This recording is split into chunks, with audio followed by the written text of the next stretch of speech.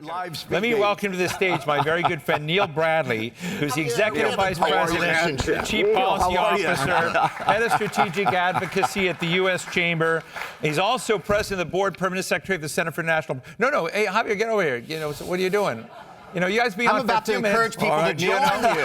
Oh, he's going to get his alone time, but I just want you guys to know each other better. He said, yeah, we got a relationship with Chamber, but it could be better. This is a good start, you know? No. You know, have you ever met before other than last night? Okay. Yes. Okay, great. Well, I just wanted to help, you know? No, listen, the resources that the Chamber brings... This is the therapist couch. And their willingness to work downstream and hear from communities like mine, it's second to none. And you know, let's face it, their resources are astronomical compared to ours.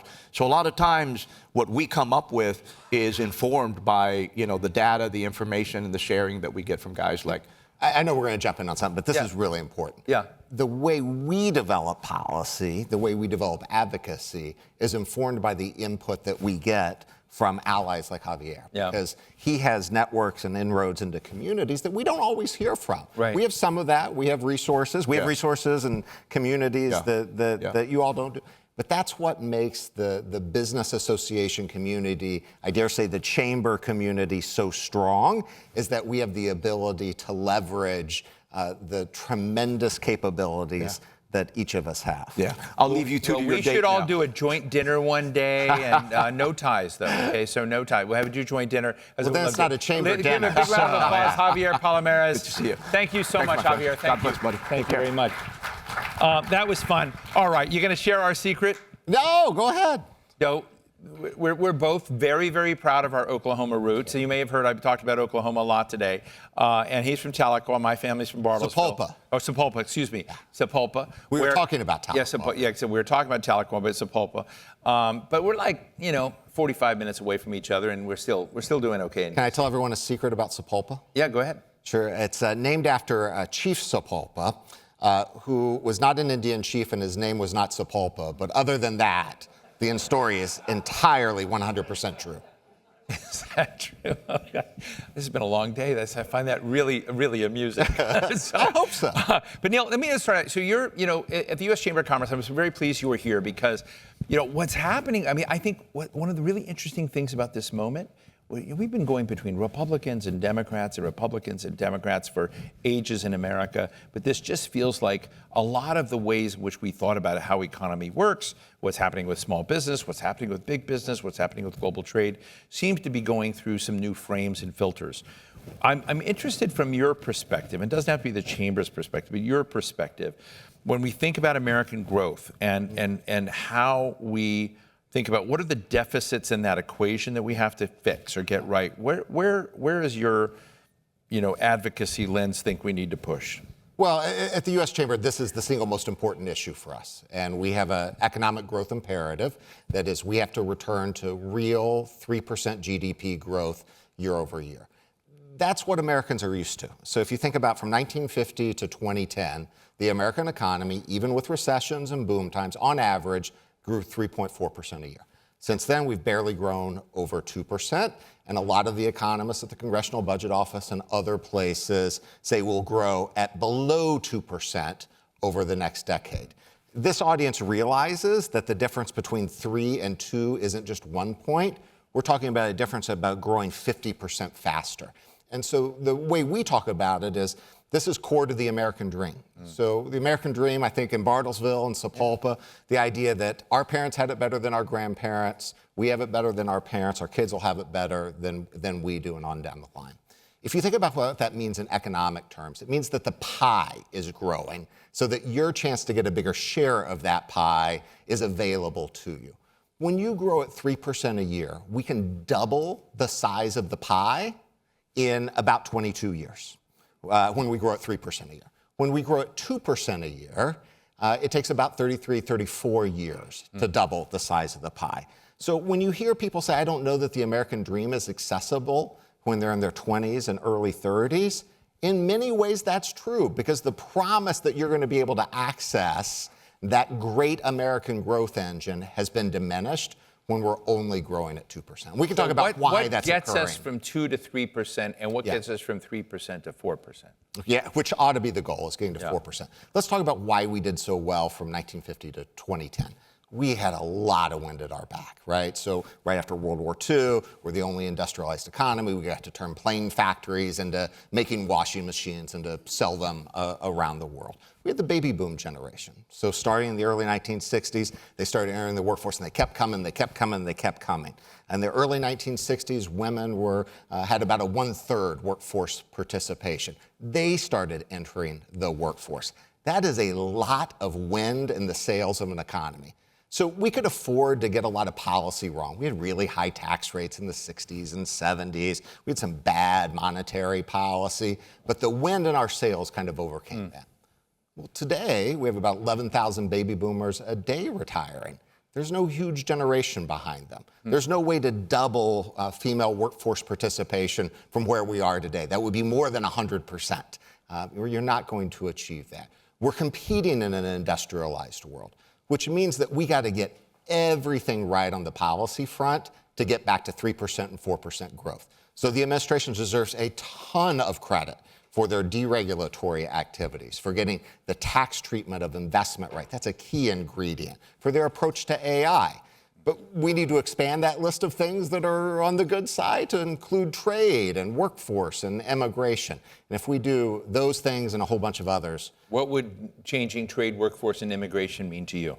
Yeah, so the U.S. pioneered free trade agreements, and they were a boon to U.S. You were just talking about USMCA, and Javier was noting that they're our number one, number two trading partner. North America is a huge economic asset for the United States. We haven't done a trade deal with a new country in over a decade. That's not true for the rest of the world. Mexico has more free trade agreements than we do. Canada has more free trade agreements than we do. We walked away from the Trans-Pacific Partnership. We got to get back in the game on trade. On immigration, but for immigration, we're below the replacement rate on population. So we got to figure out a way to bring people into this country legally to help us meet what we desire for a growing economy. And what's your gut about all that? You know, I think we have work to do, right? And so I think in some places we're making real progress. I'm hopeful and upbeat about the discussions that have started today here in town on USMCA. We should strengthen that agreement. We'll have the opportunity to do it. By the way, that means Canada, Mexico, and the United States all need to live up to their commitments under the deal. A deal's not very good if people don't live up to their commitments. So I see the opportunity to make progress. The only thing I'd say that worries me is that I hope that we don't become too satisfied with a 2% economic growth. Because if we think that we've gotten okay and we're doing good enough, we're not going to make the hard decisions. And immigration's hard, trade's hard. We haven't talked about debt and deficit. That's really, really hard. But if we don't tackle those things, and if we don't have a reason to tackle those things, I think we'll fall short of the goal. So where are you folks? I mean, I know you're involved deeply with the Center for National Private Enterprise, but a lot of our folks here, some of them involved in mining and critical materials and EV batteries and next generation energy and rewiring the system for an AI empowered world, which requires a lot of data centers. It requires all this new infrastructure out there, which requires stuff and raw materials. And the more I get into it, the more I realize, wow, China's been thinking about this for 20, 30, 40 years. And they have a very, very dominant position. And so there's kind of a catch-up thing going on right now. And I think when you're kind of looking at the scramble for resources, a kind of, mercantilism of America around, trying to get all these things, how are we doing on that? And where is the chamber on that kind of global great race for critical materials? Well, we have to diversify away from China. There's no question that our reliance on China is a national security threat. It's an economic threat. Why did it take so long for people to realize that? I think I'm not sure people really understood the level of dominance. I'm also not sure that people really understood what they had been doing for the last 20 years that we weren't doing. I will say that when we think about how to solve this problem, in World War II, they called it the arsenal of democracy. We should be talking about the arsenal of allies. We have a lot of allies around this world who are actually further ahead in the ability to develop and refine a lot of these critical minerals. And by the way, the refining is often the hard part, that we could take huge leaps in separating ourselves from dependence from China through a coordinated strategy with our allies. So yeah, we should be doing more here at home, absolutely. That's a lot of permitting reform, that's a lot of regulatory relief, but we shouldn't be afraid to embrace our allies in Africa, in Latin America, in South America, where there are real opportunities here to quickly try to break the stranglehold on these essential elements that China has. You're also, you've got so many businesses out, so many affiliate chambers around the country. We had College Board up here earlier, James Schenk, who's on the board of the chamber. And I really do think that, whether it's you have upNEXT working with either leaders or, workers in this, that I just can't believe that it's so hard, given the American story is really one about educating its public in an egalitarian way. It was the source of our muscle and strength. Why we're failing to the degree we are on that front. In education. Yeah. It's one of the things that's almost most depressing. If you want to say what depresses us about our situation, it's been the inability. That said, we do have things that work, right? That we know that charter schools have worked in New York City and in Washington, D.C. I mean, to be fair, I know lots of public schools that have worked. Lots of public schools have worked. They don't work everywhere. Not every solution's the same. We know, and you heard about the AP Kickstart courses earlier today, we know that getting a high-performing curriculum that is relevant to students, that prepares them either for college or to enter the workforce. Let's remember, 1/3 of high school graduates are not going to college today. That number's been fairly stable for a while. How do we prepare them to be ready to work? We know some of these things that work. The educational system's just been really resistant to change. I think a lot of that has to do with the union stranglehold over the system. You had to mention unions. And this, if you were going to bring up education reform, we can't not talk about, I think, one of the things that's holding back a lot of these efforts at reform. I'm going to take a question over here. I'm going to, since Catherine has the mic there, hi Catherine, hand it right behind the person behind you. That's Mike Keogh, who spoke here, the president of Provalis. You're building the place in Tahlequah. Yes. Oklahoma. And so I wanted to give you, I know you guys know each other, I wanted to give you an opportunity from a chamber perspective and someone who's basically revitalizing cities around the United States. I wanted to get your thoughts for Neil. We're, first of all, our workforce is about 1/3 college graduates. Two-thirds don't have a college degree. And these people are doing some of the most sophisticated IT work that you can imagine. So I think just as a private employer, in terms of our impact in with our customers, we've kind of taken on ourselves to build our own training and development curriculums. And I think one of the things I learned here today was our interactions with the College Board, potentially, or other partners, where we can start to push downstream into the high schools and into the educational system as a private employer to say, this is what the skills that we need for the next generation of workforce. So I think anything that advances that agenda from the What Mike's talking about here is super important, because we've seen this at the community college level for a long time. So hospitals, tech companies, others say, well, manufacturers, this is the skill I need. I run to the community college, say, build me a boutique, a particular program for my employer. And then the community colleges come and complain. I'm like, I'm trying to run 20 boutique job preparation programs. We have to get better at scale at this. We don't treat any other element of a critical supply chain this way. So what we need to do is bring the business community together with the educational community and say, what are the core skills that someone could learn at Tahlequah High School that would make them a good employer for Mike, that would make him a good employer for his competitor, would make them a good employer for the hospital in town. And if we can get that right, then it's a lot easier for him to layer a little bit of skills on top of that that are unique to his organization. If you really want to fix education, you want to fix the workforce, that's a key element. Is the chamber crypto positive? Yes, we are crypto positive. How crypto positive? I don't know. What's the scale of crypto positive? I don't know. I mean, let me say this. There's a tremendous level of innovation going on here. Yeah. Do you want to learn more about it? We love the innovation that's occurring in the marketplace. Government has a role in these spaces, but the important thing is creating level playing fields that don't pick winners and losers. So I won't pick winners and losers amongst the great players in financial services. Do you have a crypto wallet yourself? I do not. You do not. You want one? You're offering? Are you going to fund it? I can take care of it. Oh, let's do you have it. a few minutes to hang out? Sure. Why don't you move right over here? right over here. Stay on the couch. Let me invite to the stage Faryar Shirzad, Chief Policy Officer, my good friend at Coinbase. I'm going to make something happen Good to here. see you. Do you know? So he can get you a crypto wallet so fast. I thought you were going to do it, Steve. Listen. Is he going to fund it? Steve will fund it, exactly. This is actually worked out pretty well for me today. I will give you like one millionth of a Bitcoin or something, depending on, I don't have no much of it. There is a funny story. Well, I'm not going to get into that story. Turns out I had like a penny of Bitcoin at one point because I sold all my Bitcoin like way too early. But that penny became worth like $10. Over a period of time. So just think about that. That's the power, right? Just think about that and cry, given if it had been any more substantial. But anyway, thank you very much, Neil. I'm really glad to, sit right there.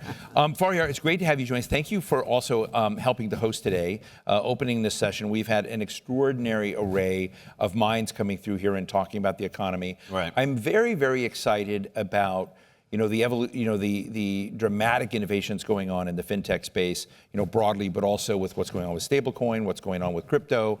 And, I think there's a lot of noise out there and there's real stuff.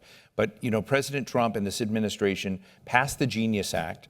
And I just saw something happen just empirically, which is central banks around the world began paying attention in a way they would never touch this subject. I had 2 Federal Reserve Bank governors of the United States Federal Reserve call me and say, Steve, if you do another program on crypto, we're happy to show up, which would never have happened a year ago. Yeah. And so it's pretty interesting to see what's going on. So I'd love you, Faryar, to help. One, I want our friend here, Neil Bradley at the Chamber, to really, become very literate in everything crypto, and you can help in this. But secondly, I'm interested in tell us what the Genius Act achieved. And I'm interested in where, what does your, crystal ball say about what opportunities are going to open up from an American growth perspective?